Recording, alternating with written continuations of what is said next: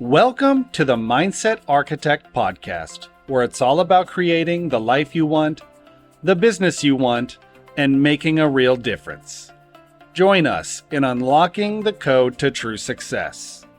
And now your host, Tony Caliendo, Master Coach with Rethink Coaching. Welcome to the Mindset Architect Podcast, episode number 80. I'm Tony Caliendo, Master Coach here at Rethink Coaching. And as always, thanks so much for joining me today. I appreciate you sharing your time with me. Time truly is our most valuable asset. And the fact that you're willing to share your time with me truly does mean a great deal. So thanks again for being here. Today, I want to talk about decisions in action, or decisions and action. I think it's really important for us to take a look at this as we're moving rapidly into quarter two of this current year that we're in, and we're making decisions about what we must do moving forward to either stay on track with our goal or to make some minor adjustments or tweaks or maybe a major adjustment to get us back on track. And that takes making decisions and then taking action. I don't know about you, but some decisions seem to come so easily to me. Like I see something, a choice comes up, it's very easy to make a decision and move forward in taking the action. Other times, when you're faced with multiple choices that are equally as good or could work, it can be a little bit more challenging to make the decision. And then it certainly can be challenging to take the action moving forward. So I want to talk about 5 elements of making decisions and getting into action with you today to help you on your journey. Because here's what I know. As entrepreneurs, as creative people, we make a lot of decisions. I think if you stopped and really counted the number of decisions you had to make in a day, you might be shocked at the amount of decisions that you make on the fly that just happen because of your intelligence. It happens because of your awareness. It happens because of your knowledge. So let's talk about the first thing, and that's having clarity versus ambiguity. And this helps with the ease of making a decision. So just like I said earlier, when something comes up that you're very familiar with, that you have a lot of knowledge about, that you don't have to go and research, get on Google, go talk to some people. When you don't have to do a lot of research and you are clear and understand the elements of the topic at hand, you can make a decision pretty clearly because you're clear. You're clear on the facts, you're clear on the information that you need, and it helps you make a decision. Now, when it's ambiguous, meaning you just don't have the data that you need to make a decision, but you feel pressure to make a decision right now, that can complicate the decision-making process. And in fact, that can point us in a direction of making a decision that isn't in our best interest, or it isn't going to move us forward in the way that we would like to do. So here's what I would encourage. When you are faced with a decision that you don't have enough knowledge about, it's okay to pause. I think we feel obligated or compelled that we have to give a decision to everything that comes our way. And we do that a lot out of wanting to look good and be right. I mean, when somebody asks us something, most of us don't want to say, you know what, I don't know. And that's exactly what you should do if you're not clear on all of the facts that you need to process to make a healthy, sound decision. So just learn that in this process, if you don't have clarity, if you don't have familiarity with it, it's okay to say, you know what, that's a great question. Let me get back to you. I just want to make sure that I have all of the facts before I make that decision. I know for me, I've done that a lot. I do that a bit with my coach sometimes because I do want to make sure that I'm making the right decision about the next step we're going to take for my organization, for me as a person. And it's okay to take a breath and do that research. I do it a bit, and I'm getting more and more comfortable as people approach me and ask me to do things for their organization or participate in an event or what my opinion is about something to help them in their decision-making process. I feel very comfortable just pausing the conversation and saying, you know what, great question. Let me gather some more information and then I'll get back to you. And I make sure that I get back to them. So I think it's really important that you understand that. The other part is, and we've talked about this a little bit, being really, really clear on your values. When a decision needs to be made for myself or for Rethink Coaching or one of my other organizations, I am really clear on my values. I am incredibly clear on what is really my top 5 values. And I'm not talking about moral compass values, although that does play a part in my overall values. I'm talking about my values, things like freedom and flexibility, things like financial. Those things are really part of my values as a business owner and as an entrepreneur. And so if somebody is asking me to make a decision and it is immediately out of alignment with my values, it is really easy for me to say no. Where if I wasn't clear on my values, it might be more challenging. So, in addition to clarity just around the facts and the information, make sure you're really clear around your values. And we've talked about this in previous podcasts. I think it's one of the biggest gifts you can give to yourself is to be crystal clear on what those values are, because it really does help in making decisions and moving you forward. The second thing I want to talk about is the challenge of action. Sometimes making the decision is the easy part, right? It's like, okay, it's in alignment with my values. I know the information. I know the facts. I know the data. I feel very comfortable saying yes. And I've said yes to the decision. Now it's time to take action. And this is where I find out sometimes I've said yes to something that maybe I shouldn't have if I'm resisting taking the action. And I think that's a really good yellow caution flag for us to pay attention to, is when you agree to do something and yet you put on the brakes or you pause. You may have made a decision out of haste and you weren't 100% congruent with it. And it's going to take you a minute to work through it in order for you to implement and take action. Sometimes I see this happen. People will make a decision, or in order to make a decision, they go into this place it's commonly called this analysis paralysis, where they're going to dig into their logic. They're going to spreadsheet their way in and out of things. They're really going to make sure that they're doing the right thing. And they take all of this time to analyze it. And I'm not saying that's a bad thing, but sometimes that analysis paralysis is a really nice package around resistance. You're just resisting taking action, resisting making a decision. You're resisting. And so you confuse the situation with saying, I've got to go analyze it, because that gives you permission not to make a decision.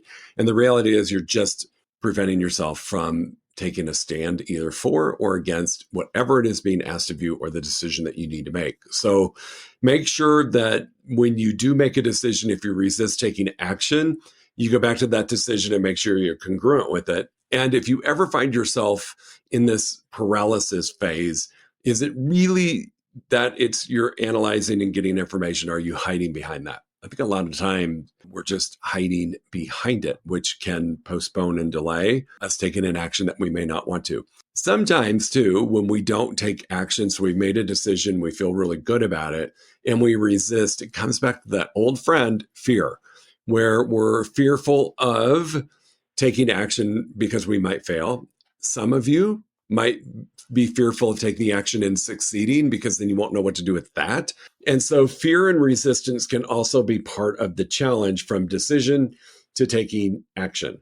And it can interfere with the decision process, but usually interferes with the taking action part. The third thing is the bridge from decision to action. It's, once you've made the decision and we need to take meaningful action, do we have a strategy to implement to take us there? And I think that's really important for us to ask ourselves is, we've made a decision. Now we're just going to haphazardly take action, or do we actually have a strategy, a process? Do we know the steps we're going to take to get into action?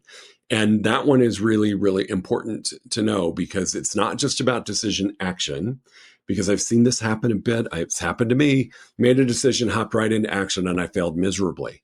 And it's okay, because there's lessons in the failure. However, I thought, how silly of me to not have just taken 20 minutes, an hour, whatever needed to happen, to step back and say, okay, I've made this decision. This is what I'm going to do. Now, what are the logical steps, or what's the process for me to follow that when I do take action will lead me to my goal or towards success? So make sure that bridge between the decision and action is appropriate, and that you're crystal clear on the action steps and strategies that you must take, or you're at risk of failing. And again, failing is not the end of the world. However, it certainly feels better when you win. And it certainly feels better when you win if you just took a few minutes to outline that strategy. It boosts your confidence. It makes you want to get into action quicker versus just kind of running at it willy-nilly saying, I'm just going to do it. And newsflash for you that are entrepreneurs, real estate agents, we tend to do that. And I can say that because I've been licensed since 2001. And I think like that a lot of times. I just get so excited that I made a decision and know what's going to happen that I'll jump in. And you really got to stop and build that bridge between decision and action. The number 4 thing to think about is that mindset plays a role in taking action. And a lot of times what can happen is we've made a decision because we know it's something we need to do. So let's just take, for example, and I'll share this example of myself. A couple of years ago, my coach was really pushing me to get better about social media. And I knew the decision was right to say yes. Okay. However, I was struggling with my mindset around it. And I was struggling with it because I just didn't know. I watched other people. I saw other people have great results. I saw all the likes, all the comments, all that stuff. And that wasn't happening for me. And it really messed with my mindset. Well, what I needed to do really was stay in a place of a growth mindset, right? A closed mindset would have been, okay, yes, I agree. And then I wouldn't do anything because I would just do stuff based upon my own knowledge versus just taking a moment to say, you know what, it is a great decision to expose Rethink Coaching on a higher level through social media, Instagram, Facebook, LinkedIn, TikTok, all those fun things. Yet I don't know how to do it. And for me, it was really embracing a growth mindset to say, I don't know what I'm doing, and to go find the support that helped me understand it better. And now taking it to another level with leveraging it off. However, I had to make the decision to engage in social media. So just make sure your mindset is in the right place and that you're open to having a growth mindset where you might need to make the decision, and part of your strategy, that bridge to moving forward to taking action, is going to involve you learning, taking an online course, engaging with a coach that specializes and has a package and exactly what you need. Really, really pay attention with it. And then the other thing is, the 5th thing for you to consider is knowing that decisions and actions are interconnected. You really can't make a decision and not take action. Any decision you make is going to require some action, whether it's leveraged through somebody else or it's you taking the action. And the outcome and the results are really going to depend on the power of the decision and the power of the actions that you take. So these things are really important for us to remember, that a decision without action is only 50% of the equation. Taking actions without making a decision, I've seen that happen too, is also only 50% of the equation and can be really dangerous. And when we don't realize that these are connected and we do one without the other, we can set ourselves up for a bit of failure. Now, I want to be clear on this, because you might be asking yourself, why would you take action without making a decision? And you may take action based upon influence. You may take action based upon comparison. You may take action because you think a different way, watching somebody else do something is what you should do, and you just jump into action.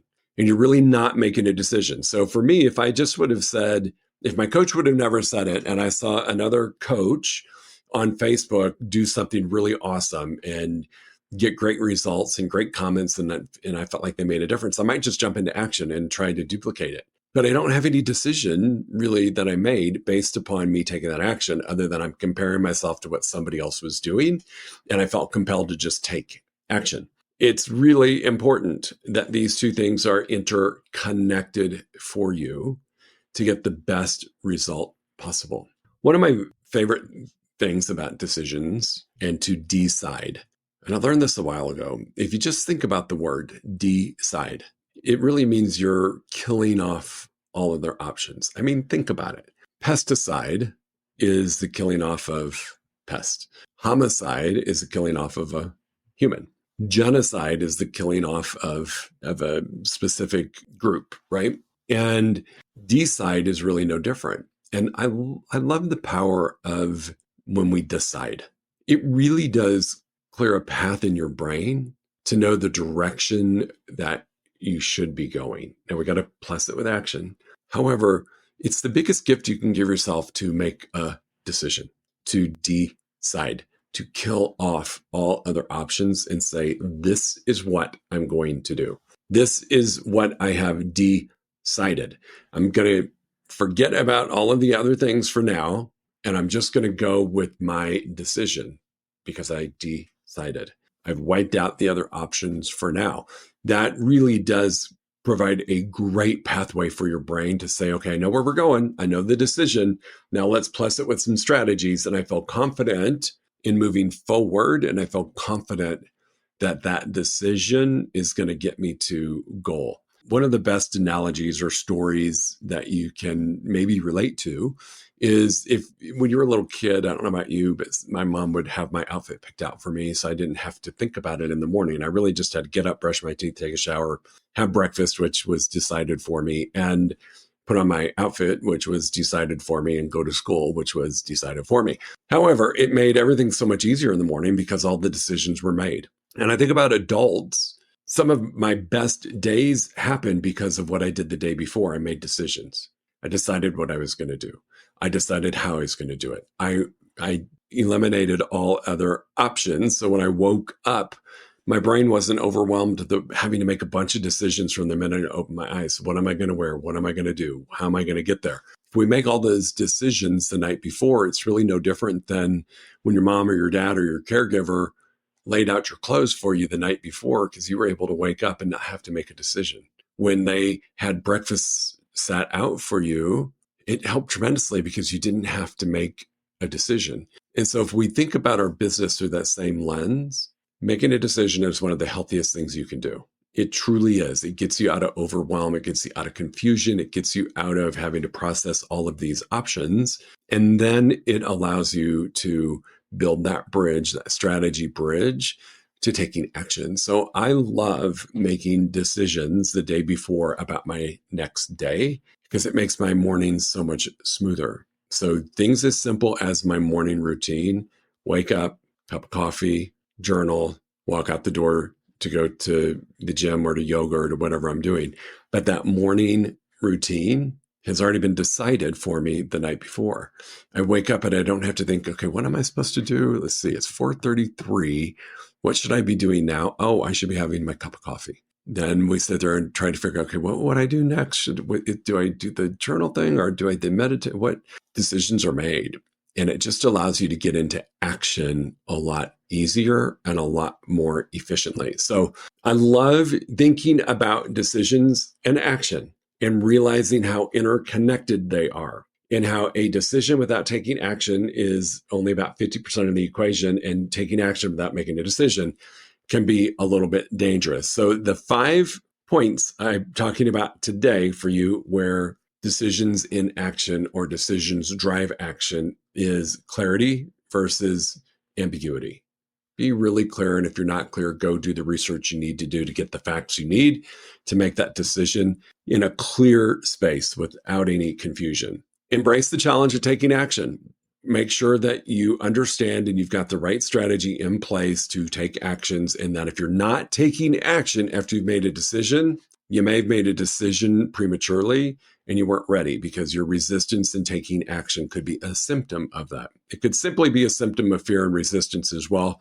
But pay attention when you've made a decision and you're resisting taking action. Something is stopping you from doing it. Building that bridge, number 3, again, from decision to action, really, really important. You have clear process on what you're going to do once the decision has been made.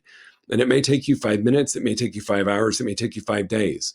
Whatever it takes, depending on the magnitude of the decision, take it and get that strategy built correctly. Know that your mindset, number 4, is going to play a really important part in connection between decision and action.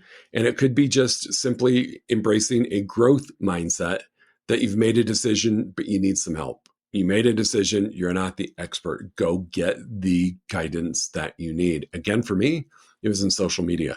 There were a lot of those moments where I knew doing something was the right thing. I just didn't know how to do it. And in the beginning, when it was just me doing everything, I really had to embrace that growth mindset and stretch myself to learn things that I didn't enjoy doing.